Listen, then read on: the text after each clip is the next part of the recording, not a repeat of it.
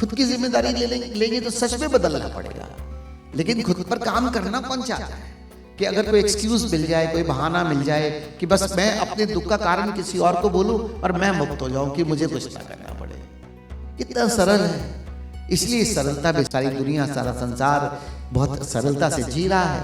थोड़ी देर के लिए कभी झूठी खुशी, खुशी भी सच्ची नहीं। जब तक स्वयं के भीतर मैं ठहरूंगा नहीं, जब तक स्वयं के भीतर मैं जीना शुरू नहीं करूंगा, असली सत्य हो ही नहीं सकता। इसलिए एक कहावत है, हम अपना स्वर्ग भी खुद निर्मित करते, अपना नरक भी खुद निर्मित करते।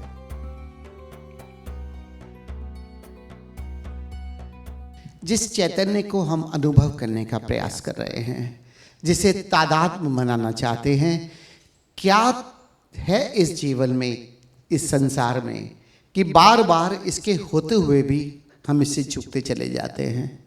यहाँ तक कि ध्यान में इसकी अनुभूति होने के बाद भी जब आँख खुलती है तो वो हमें खींच लेता है और हम इसका विस्मरण कर देते हैं। What is the power which is just taking me away from myself, from this consciousness? I experience it in the deeper state of meditation. But when I open my eyes, again some force pull me out from it. And I just forget this, my true own self. What is the reason? If you don't understand this, then there is very difficult to have an association with my inner core.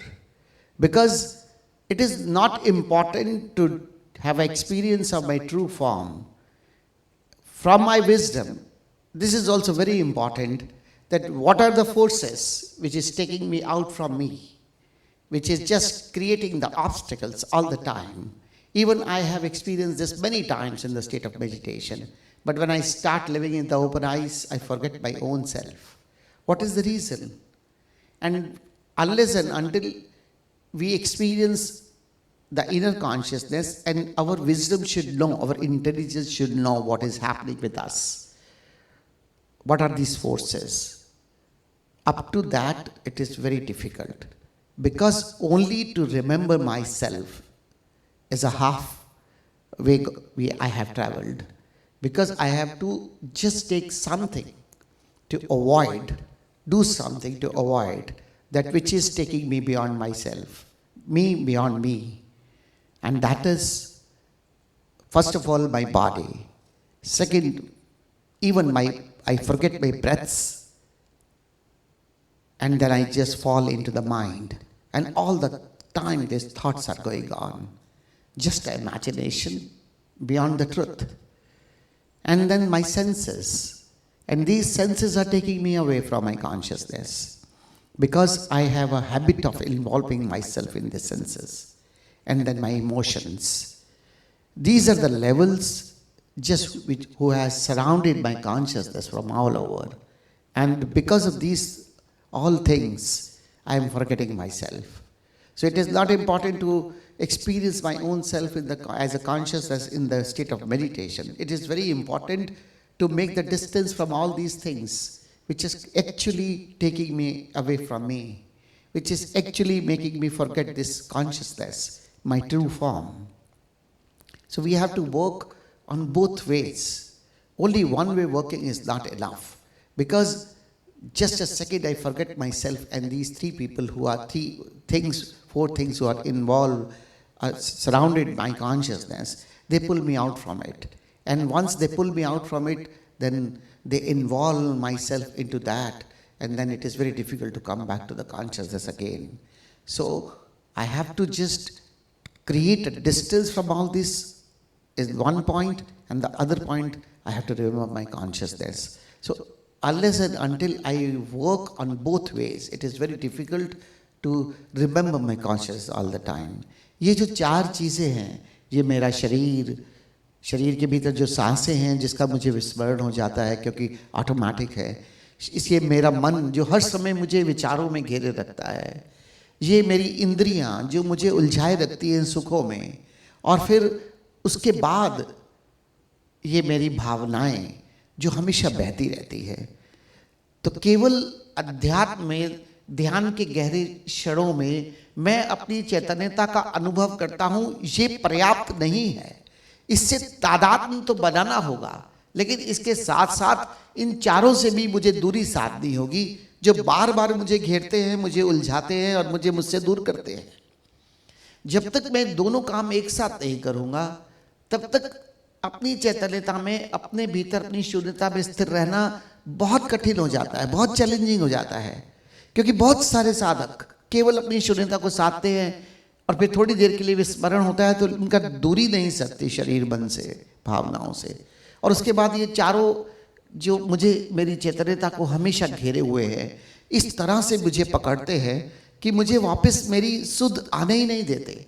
बहुत देर बाद मुझे मेरी याद आती है और फिर थोड़ी देर में अपनी याद करता हूँ, फिर मुझे खींच के ले जाते हैं। जो ओशो कहते हैं हमेशा होशपूर्ण जीवन, उसकी आवश्यकता क्यों है? क्योंकि जब तक वो होशपूर्ण जीवन नहीं होगा, तब तक मुझे पता नहीं चलेगा कि मैं कौन से तल पर हूँ। वो बेहोशी मुझे एक्सीडेंटली कभी खुशी में ले जाती है, कभी थोड़ी देर के लिए मैं शांत हो जाता हूँ और फिर एक्सीडेंटली मैं इन सब चीज़ों में उलझ भी जाता हूँ। मतलब मेरा मुझ पर कोई नियंत्रण नहीं है। जो ओशो कहते हैं अपने खुद के स्वामी बनो, मैं अपना स्वामी नहीं हूँ। ऐसा नहीं है कि एक संसारी कभी सुख को नहीं भोगता, लेकिन वो कब सुखी होता है, कब दुखी होता है, उसका नियंत्रण नहीं है उस पर। वो कब किसी पे क्रोधित हो जाता है, कब किसी को शिकायत करने लगता है, उसका नियंत्रण नहीं है उस पर। और वो उसको बहुत सहज समझता है और उसके लिए भी दोषी देता है पूरी दुनिया को, पूरे संसार को, कि तुम्हारे कारण ये है, तुम्हारे कारण शिकायत है, तुम्हारे कारण मेरा दुख है, तुम्हारे कारण मेरा जीवन नर्क बन गया है। हर जगह पर दूसरा जिम्मेदार है, क्योंकि खुद की जिम्मेदारी लेंगे तो कुछ करना पड़ेगा, खुद की जिम्मेदारी लेंगे तो सच में बदलना पड़ेगा। लेकिन खुद पर काम करना कौन चाहता है कि अगर कोई एक्सक्यूज मिल जाए, कोई बहाना मिल जाए कि बस मैं अपने दुख का कारण किसी और को बोलूं और मैं मुक्त हो जाऊं, कि मुझे कुछ ना करना पड़े। कितना सरल है। इसलिए सरलता में सारी दुनिया, सारा संसार बहुत सरलता से जी रहा है। थोड़ी देर के लिए कभी झूठी खुशी भी सच्ची रही, क्योंकि वो खुशी नहीं है, वो आनंद नहीं है, उसकी झलक है, और झलक कभी सच्ची नहीं हो सकती। उस झलक को ही मैं सच्चा मान लेता हूं कि बस मेरा जीवन स्वर्ग है कहां? जब तक स्वयं के भीतर मैं ठहरूंगा नहीं, जब तक स्वयं के भीतर मैं जीना शुरू नहीं करूंगा, असली स्वर्ग हो ही नहीं सकता। इसलिए एक कहावत है, हम अपना स्वर्ग भी खुद निर्मित करते हैं, अपना नर्क भी खुद निर्मित करते हैं। कोई दूसरा हमारा नर्क निर्मित नहीं करता। लेकिन जान छुड़ाने के लिए बहुत आसान है, क्योंकि आसपास रिश्ते नाते हैं। सबसे पहले पति, फिर पत्नी, सबसे बड़े दुश्मन। इनके ऊपर सब कुछ टाल दो कि तुमने मेरा जीवन नर्क बना दिया। उसके बाद रिश्तेदार हैं। भगवान ने बहुत सुविधा दी है कि अब इतने सारे लोगों से हमें घेर लिया, फिर वो भी अगर पर्याप्त हो तो काम की जगह पे चले जाओ। काम करने पे जरूर कुछ आसपास के लोग होंगे, वो सब नर्क उन पर डाल दो कि इनके कारण बस मेरा जीवन इतना मुश्किल है। और फिर हर जगह से भागने का मन करता है। सोचते कि यहां से भाग जाएंगे, कहीं और जाएंगे। जब नर्क में अपने साथ खुद कैरी कर रहा हूं, तो जहां जाऊंगा वहां अपना नर्क निर्मित कर ही लूंगा। और अगर मैं ही अपने स्वर्ग का निर्माता हूं, तो मैं जहां आज हूं वही मेरा स्वर्ग है। अन्यथा की चाह इसीलिए हमेशा हमें खींचती रहती है, क्योंकि कुछ करना नहीं चाहते, रिस्पॉन्सिबिलिटी नहीं लेना चाहते। ध्यानी सबसे बड़ा ध्यानी, सबसे बड़ा मेडिटेटर मैं उसको मानता हूं जो सबसे पहले अपनी जिम्मेदारी ले अपनी चीजों की। I am responsible for each and every pain, each and every bliss of my life. Because it's very easy to just have excuses of all the relationships around you. And the most important relationship is the husband and wife. Put everything on each other and you are free. Don't want to do anything. And then your relations, your children, your mother, your father, your sister, your brother, everyone. Put everything on them. Now I don't have to do anything on me. And then if it is not enough, then my workplace, surrounded by few people, and they are responsible for my heaven and hell. And there's one just beautiful line that every person creates the hell and heaven by himself. Nobody else is responsible for my heaven and hell. I am responsible. I am responsible for my heaven. I am responsible for my hell. The first real meditator is who takes the responsibility on him. that I am responsible for my all things. No one else is responsible. I just ask one question. What you don't want to do, who can compel you to do that? No one in this life. But we say that, oh, because of you I have done this. Inside, if you watch, you want to do that, that's why you are doing it. But you want to put responsibility on someone else, because whatever the result will be, either good or bad, I should not take responsibility on me. And after that, if it is good, then I can take responsibility on me, because I have done this, that's why I got this. Very easy life. कितना सरल है. हर चीज के लिए दूसरे को जिम्मेदार कर दो. कोई अपनी रिस्पॉन्सिबिलिटी नहीं, कोई अपनी जिम्मेदारी नहीं, ताकि मुझे कुछ करना ही ना पड़े.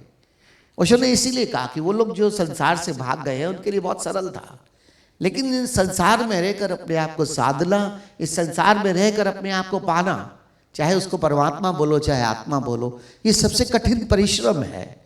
क्योंकि इसमें कुछ करना पड़ेगा, कुछ बदलना पड़ेगा, कुछ रूपांतरण करना पड़ेगा, कुछ अपने ऊपर काम करना पड़ेगा. लेकिन उससे भागता है आदमी.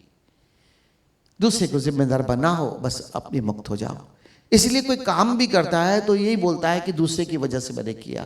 कौन व्यक्ति हमें यहाँ पर लाने के लिए रिस्पॉन्सिबल है? कोई व्यक्ति नहीं. आज आप यहाँ हो, आप यहाँ आना चाहते थे इसलिए आप यहाँ हो. हाँ, सहयोगी जरूर हो सकते हैं वो लोग जिनको आप अपना दुश्मन भले मानते हो, आपके रिश्तेदार, आपके घर, आपके काम की जगह पर. उनका धन्यवाद है कि आप यहाँ पर हो, क्योंकि कुछ ना कुछ उन लोगों ने संभाला हुआ है, तभी हम लोग सब यहाँ पर हैं. लेकिन हम बजाय धन्यवाद देने के, हम हमेशा ये देखते हैं कि कौन व्यक्ति है जिसके कारण मैं अपनी सारी दुखों को, सारी चीज़ों को उसके ऊपर डाल दूँ. इसलिए प्यारे मित्रों, इन 4 तलों को जानो, ये शरीर, ये मन, ये इंद्रियां और ये भावनाएं. और अब अगर आप देखोगे गहरे तल से, तो हम हर सत्र में किसी न किसी से डिस्टेंस क्रिएट करके आपको अपनी शून्यता में स्थापित कर रहे हैं.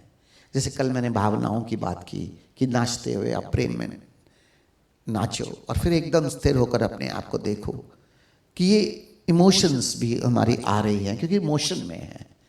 आज और आज के बाद हर इस सत्र में मैं मन की बात करूँगा कि मन मुझे कब कब कल्पना में ले जाता है, कब कब शिकायत में ले जाता है, और उसके प्रति जागकर कैसे मैं अपने भीतर अपने स्वरूप को जान लूँ, अपने भीतर अपने होने को जान लूँ.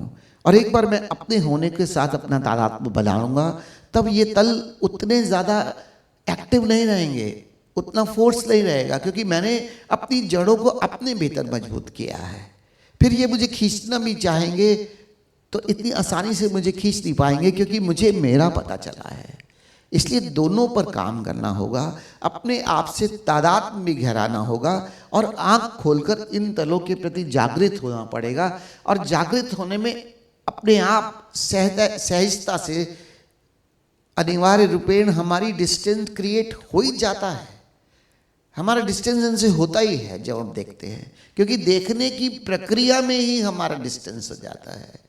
तो मैं देखूं तो सही, ये शरीर मुझे कब कब खींच रहा है, ये शरीर, ये मन के विचार मुझे उलझाए रखते हैं. हमेशा शिकायत, हमेशा दुखी करते रहते हैं, हमेशा दूसरों से कामना कि तुम्हें मेरे लिए करना चाहिए.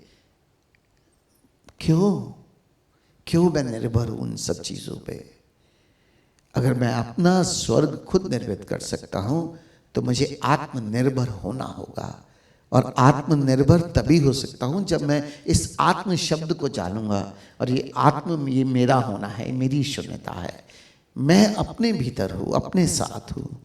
अपने साथ होते हुए फिर आप भले ही शरीर, मन, भावनाओं, मैं ये नहीं कहता कि इनका विरोध करो, लेकिन फिर जब आप शरीर के तल पर, मन के तल पर, कभी भावनाओं के तल पर जब जाओगे, नियंत्रण अपने हाथ में रखोगे, तो ये आपको मूर्छा में नहीं ले जा सकती. इसलिए ओशो कहते हैं कुछ भी करो जागते हुए करो.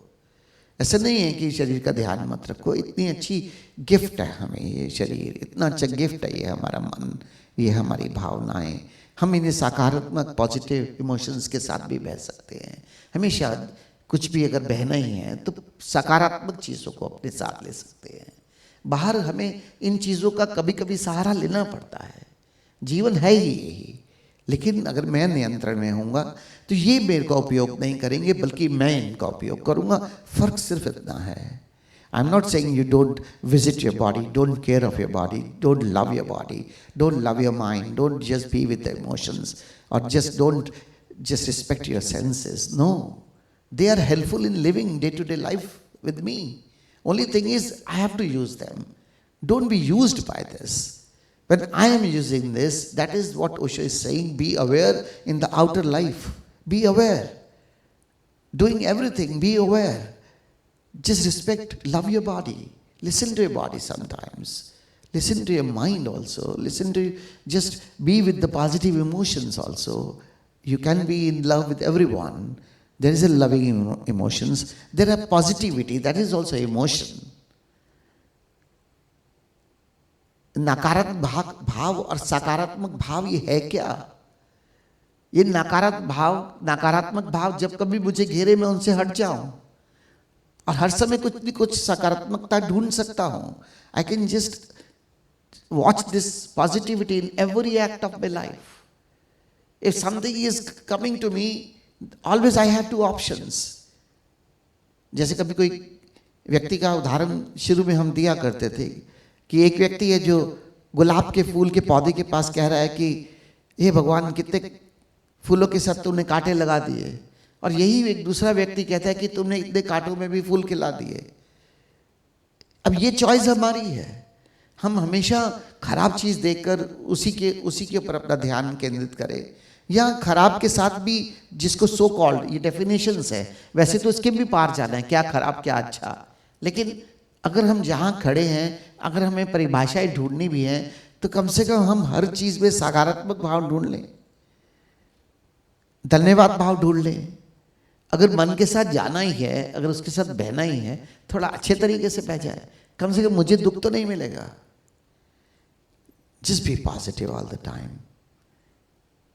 Always you can find some positivity in the life. Not necessary just to see the negative things. Because both are available. And choice is us. Choice is ours. What we want to just watch into it. Be positive and be happy all the time. And then very easy to come to your consciousness, because positivity is very close to the consciousness. Negativity is taking you away from the consciousness, because it is taking you away in the mind. Because whenever you are positive, you will be a little bit thankful. That means you are a little bit in the feelings, and feelings are closer to the being. That's why I was saying the journey is from thinking to the feeling and feeling to the being. Just be in the feeling at least. And that too the positive feelings. मुझे कहते हैं यात्रा करनी है विचार से भाव, भाव से आत्मा, तो कम से कम भाव में ही रहो, वो भी सकारात्मक भाव. अगर अपने आत्मा के बाहर आके जीना भी है तो मानव शून्यता में हमेशा जीना नहीं जिया जाता. थोड़ा सा वेरिएशन होना चाहिए. वेरिएशन हम अपने आप अपने लिए क्रिएट करें, जिसमें हमें सुविधा है, जिसमें हमें सुख मिलता है. और इसी तरह से इस सत्र में हम मन के पार जाने का प्रयास करेंगे. कल अपने भावों के प्रति जागे होने का प्रयास किया. इसी तरह से हर सत्र में इन चार तलों के पार ले जाने का हम प्रयास करते हैं कि ताकि इन चार तलों को जाग कर, इनसे दूरी साध कर आप अपनी शून्यता में आसानी से आ जाओ. बस इतना ही और कुछ नहीं. और फिर देखो अपनी शून्यता की, अपनी कॉन्शियसनेस की अनुभूति भी होगी, और ये बाहर के तलों से हमारी दूरी भी सदेगी. और फिर जीवन में कभी दुख हो नहीं सकता, क्योंकि दुख जीवन के लिए है ही नहीं. दुख मन ने बनाया है. भावों के तल पर या आत्मा के तल पर दुख जैसी कोई चीज थी नहीं कभी. लेकिन मन, क्योंकि ड्युअलिटी है, द्वंद्वात्मक है, मन ने यह बनाया और हमने उसको पकड़ लिया. तो प्यारे मित्रों, अपने प्रति भी जागो और आंखें खोलकर जीने में भी जागो, ताकि हम सबके प्रति जाग सके.